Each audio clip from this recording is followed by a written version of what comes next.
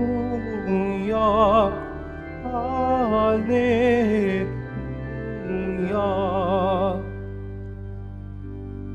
Nung dati mga propeta, ngayon na may anak niya, ang sugo ng Diyos na Ama.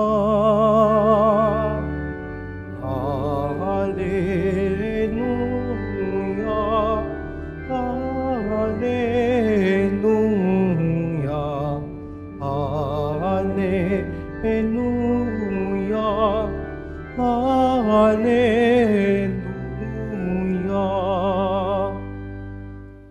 Sumainyo ang Panginoon. At sumayo rin. Ang mabuting balita ng Panginoon ayon kay San Juan. Papuri sa iyo, Panginoon. Noong panahong iyon, naroon uli si Juan at ang dalawa sa kaniyang mga alagad. Nakita niya si Jesus na nagdaraan at kaniyang sinabi, "Ito ang kordero ng Diyos." Narinig ng dalawang alagad ang sinabi niya at sumunod sila kay Jesus. Lumingon si Jesus at nang makitang sumusunod sila ay kaniyang tinanong, "Ano ang hinahanap ninyo?" Sumagot sila, "Saan po kayo nakatira, Rabay?" Ang kahulugan ng salitang ito'y, Guro. "Hali kayo at tingnan ninyo," ani Jesus. Sumama sila at nakita nila ang kaniyang tinitirhan at tumuloy sila roon ng araw na yaon. Nung mag-ika-apat na hapon na, ang isa sa dalawang nakarinig kay Juan at sumusunod kay Jesus ay si Andres, na kapatid ni Simon Pedro. Una niyang hinahanap ang kapatid niyang ito at kaniyang sinabi, "Natagpuan namin ang Mesiyas." Ang kahulugan ng salitang ito'y Kristo. At siya'y isinama ni Andres kay Jesus. Tiningnan ni Jesus si Simon at sinabi sa kanya, "Ikaw si Simon, na anak ni Juan. Ang ipapangalan ko sa iyo'y Cephas." Ang katumbas ng ngalang ito'y Pedro. Ang mabuting balita ng Panginoon. Pinupuri ka namin, Panginoong Jesucristo. Magsiyo po muna lahat. Magandang umaga po sa inyong lahat, mga kapatid kay Kristo. Sa lahat po ng ating mga taga-subaybay sa iba't ibang online platforms at sa lahat ng ating mga kadiboto sa iba't ibang panig ng Pilipinas at maging sa buong mundo kung saan tayo ay naaabot ngayon ng ating live streaming. Mapayapang umaga din po sa inyong lahat. Purihin at dakilain natin ang ating Panginoon, ang mahal na poong Jesus Nazareno. Mga kapatid kay Kristo at mga kadiboto, malugod po namin kayong tinatanggap sa Basilica Minor at Pambansang Dambana ni Jesus Nazareno.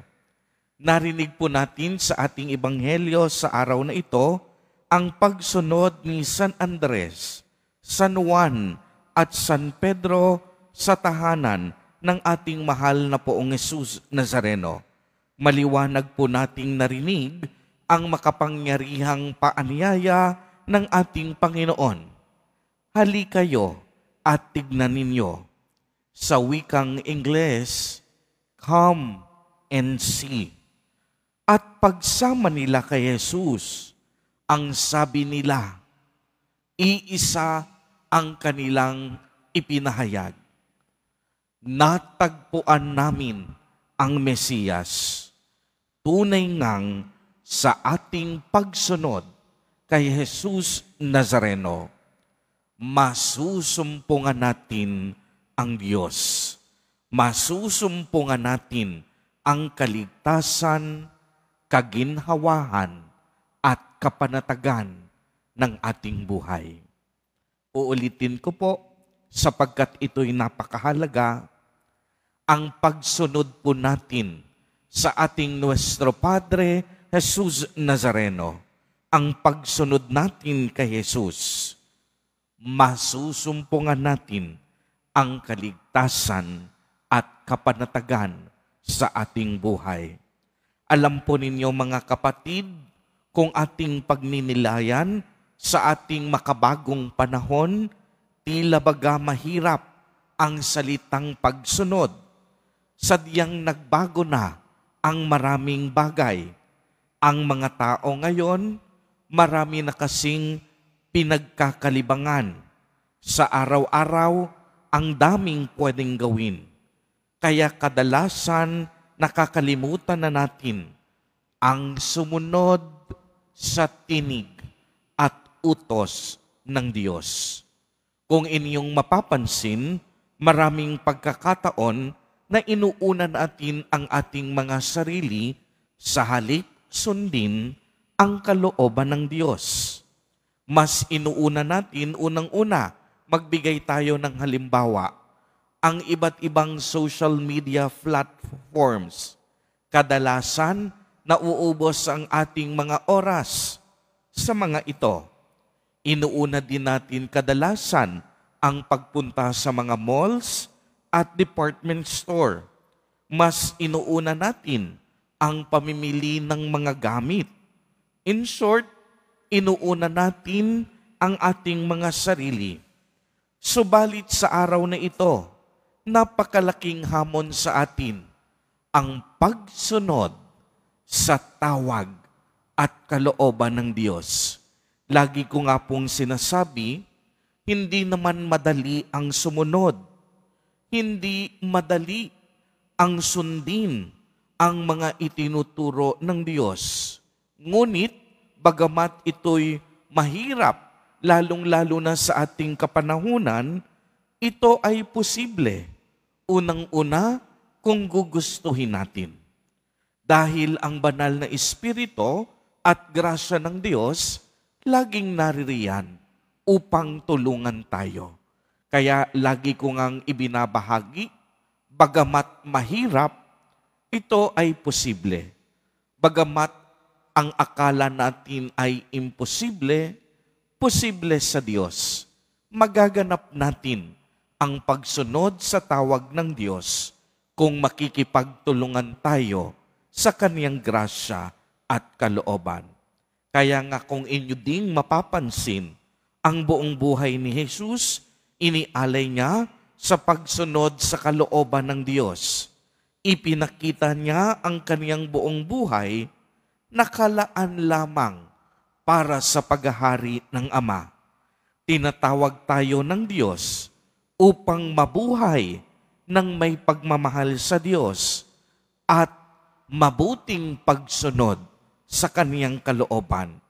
Inaanyayahan din tayo na ibahagi natin ang pag-ibig na ating naranasan, ang pag-ibig na ipinadama sa atin ni Jesus Nazareno sa pamamagitan ng pagmamalasakit at mga mabubuting gawa para sa ating kapwa.